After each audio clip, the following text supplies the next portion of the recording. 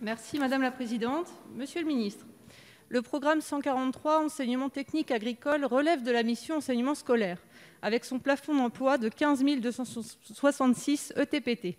Ainsi, je souhaitais vous faire remonter quelques sujets d'interrogation des personnels de l'enseignement agricole. Très touchés, comme l'ensemble de leurs collègues de l'Éducation nationale, par la mort brutale, si injuste, de Samuel Paty, ils ont souhaité me faire part de leur profonde émotion.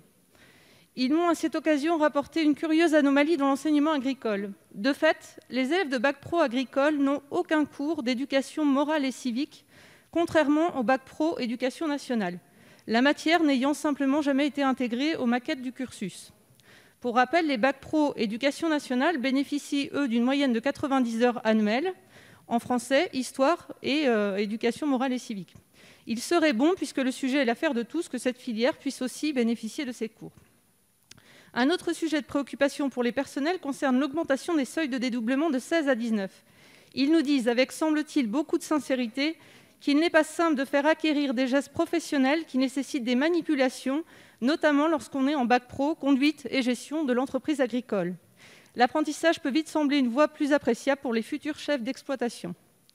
Enfin, je profite de cette fenêtre PLF pour rappeler que les professionnels de l'enseignement agricole ont besoin le plus possible d'être associés aux travaux menés, Grenelle de l'éducation, auquel ils sont d'ores et déjà associés, mais aussi États généraux du numérique.